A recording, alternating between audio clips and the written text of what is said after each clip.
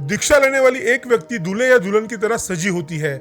सिर से लेकर पांव तक सिर्फ और सिर्फ गहने होते हैं और उसके आजू बाजू हजारों लोग होते हैं।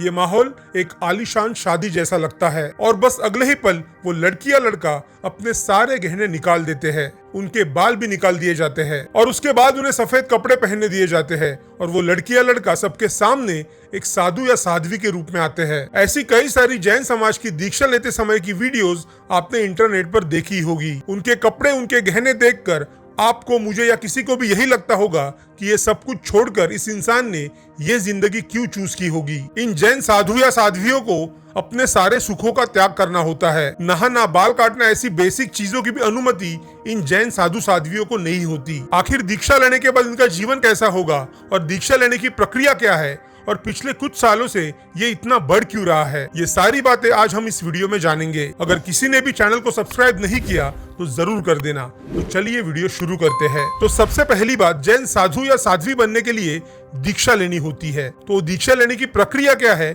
वो पहले देखते हैं। जिस किसी को भी साधु या साध्वी बनना होता है वो पहले जाकर किसी जैन गुरु से मिलते हैं और उन्हें दीक्षा देने की विनती करते हैं। उन गुरु के शिष्य बनकर उन्हें यहाँ कुछ दिन रहना होता है। आप इसे ऐसे समझे, ये साधु या साध्वी बनने की एक ट्रेनिंग होती है। इन दिनों में उस व्यक्ति को साधना करनी होती है, अपने घर से दूर रहना होता है। ये कुछ 28 या 42 दिनों का समय होता है। इन दिनों गुरु उस व्यक्ति के गुणों को देखते हैं, उनकी इच्छा शक्ति को देखते हैं और उनके बारे में समझने की कोशिश करते हैं कि क्या ये व्यक्ति साधु या साध्वी बनने के काबिल है या नहीं। उसके बाद अगर गुरु को लगा कि हाँ ये व्यक्ति काबिल है तो वो उनके पेरेंट्स से ऑफिशियल परमिशन लेते हैं और उसके बाद शुरू होता है दीक्षा समारंभ। शादी में जैसे दो लोग एक दूसरे से जुड़ते हैं वैसे ही दीक्षा यानी अपने धर्म से जुड़ना। इसी वजह से ही एक लड़की या लड़का दूल्हा दुल्हन की तरह सज धज कर आते हैं। ये दिन आखिरी होता है जब दीक्षार्थी अपने माता पिता से मिल सकता है, उन्हें छू सकता है, क्योंकि इसके बाद दीक्षार्थी को सारे रिश्तों का त्याग करना होता है। पर दीक्षा लेने के बाद दीक्षार्थी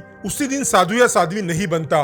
उन्हें कुछ दिनों के लिए अपने घर वालों के साथ रहने कहा जाता है। ये इसलिए किया जाता है क्योंकि गुरु देखना चाहते हैं कि कुछ दिन अपने घर वालों के साथ रहने के बाद उन्हें अपनी पुरानी जिंदगी का लगाव होता है या नहीं होता। अब इसके बाद सवाल आता है कि एक बार साधु या साध्वी बनने के बाद उन्हें कौन से नियमों का पालन करना पड़ता है। तो ऐसा कहा जाता है कि जैन साधु या साध्वी का जीवन बहुत ही कठिन और कष्टदायी होता है। एक बार उस व्यक्ति ने दीक्षा ले ली तो उसे कुछ नियमों का पालन करना होता है। तो ये लोग नहाते नहीं, सिर्फ गीले कपड़े से या स्पंज से अपने आप को पोंछते हैं। प्रकृति पर कम से कम अपना भार पड़े और प्रकृति से मिलने वाली चीजों का कम से कम इस्तेमाल करने की वो कोशिश करते हैं। दीक्षा लेने के बाद साधु या साध्वी अपने बाल कैंची से नहीं काट सकते। हर 6 महीने के बाद ये लोग अपने दाढ़ी या अपने सिर के बाल अपने हाथों से ही उखाड़ते हैं। तो ऐसा इसलिए किया जाता है, इससे उनके पेशेंस और सहन शक्ति को परखा जाता है। जैन साधु या साध्वी के दिन की शुरुआत सुबह 4 या 5 बजे से होती है। जल्दी उठकर पहले वो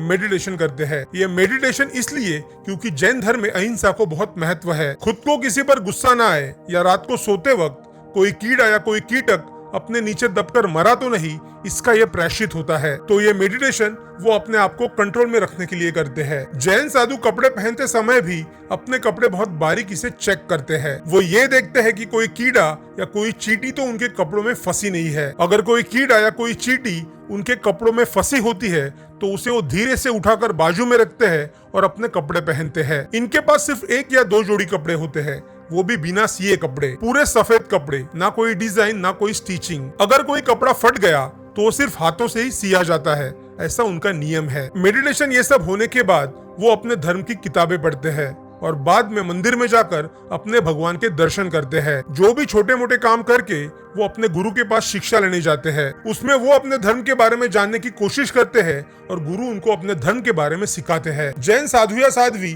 दिन में केवल 1 बार खाना खाते हैं, वो भी दोपहर में। लेकिन जैन साधु या साध्वी अपना खाना खुद नहीं बनाते, वो घर घर जाकर मांगते हैं। वो हर घर से उतना ही लेते हैं जितना उनके हाथ में बैठे या सिर्फ एक निवाला लेते हैं। वो ऐसा इसलिए करते हैं कि अगर उन्होंने भरपेट खाना ले लिया तो उस घर में वापस खाना बनाना पड़ेगा और वो ऐसा बिल्कुल नहीं चाहते। ऐसा नहीं है कि जैन साधु या साध्वी सिर्फ जैन लोगों से भिक्षा लेते हैं। वो किसी भी घर से मांग सकते हैं, बस उनकी एक शर्त होती है कि उस घर में कभी नॉनवेज पकाना हो। जिन लोगों को जैन साधु पसंद नहीं है ऐसे लोगों के पास वो बिल्कुल नहीं जाते, क्योंकि अपनी वजह से किसी को परेशानी ना हो, किसी को दुख ना हो, इसलिए वो ऐसा करते हैं। सूर्यास्त के बाद वो अन्न या पानी ग्रहण नहीं करते। जैन साधु या साध्वी के पास ना कोई सोना होता है ना कोई चांदी, और तो और वो अपने नाम के ऊपर कोई भी प्रॉपर्टी नहीं रख सकते। वो अपने रहने और सोने के लिए धर्मशाला का ही उपयोग करते हैं। बस चलते रहना और लोगों को अहिंसा का मार्ग दिखाना, बस यही उनका काम होता है। ना वो मोबाइल यूज करते हैं, ना लैपटॉप, ना इंटरनेट, ना एसी, ना फैन। बस वो एक साधारण जीवन जीते हैं। जैन लोग कितने अमीर होते हैं ये आप सभी को पता है। भारत में 0.3 या 0.4 उनकी आबादी है, लेकिन भारत की जीडीपी में 25% हाथ उनका है। पहले से ही बिजनेस, एजुकेशन, साइंस ऐसी बड़ी बड़ी जगहों पर जैन लोग बैठे हुए हैं, और इसके कई सारे एग्जाम्पल्स है। जैसे इसरो विक्रम साराभाई, बिजनेस गौतम अदानी या राजेश मेहता हो। इतना पैसा होकर भी पिछले कुछ सालों से रिक्शा लेकर साधु या साध्वी बनना, इसका प्रमाण बहुत बढ़ गया है। तो ऐसा क्यों हो रहा है, चलिए जानते हैं। इसका पहला कारण ये बताया जा रहा है कि जैन लोग बहुत अमीर होते हैं। उन्होंने बहुत अमीरी देखी होती है, पर जब वो अपने गुरु के संपर्क में आते हैं, उनका साधारण जीवन देखकर वो प्रभावित हो जाते हैं और दीक्षा ले लेते हैं। दूसरा कारण, आजकल बच्चे बहुत दीक्षा ले रहे हैं। उनके बहुत से वीडियो सोशल मीडिया पर वायरल है। तो ये सब देखकर कई साइकोलॉजिस्ट, कई चाइल्ड स्पेशलिस्ट, उनका ये कहना है कि इन बच्चों पर दबाव डाला जाता है। पर जब इस पर चर्चा की गई, तब सामने ये आया कि बच्चों पर कोई दबाव नहीं होता। जैन धर्म की सीख, उनके माता पिता के संस्कार, इसलिए वो इतनी छोटी उम्र में ही दीक्षा ले लेते हैं। बचपन से ही बच्चे प्रवचन सुनते हैं और इसका असर भी उन पर होता है। आपका इस पर क्या कहना है, कमेंट कर जरूर बताना। अगर वीडियो अच्छी लगे तो चैनल को सब्सक्राइब कर देना। जय श्री राम।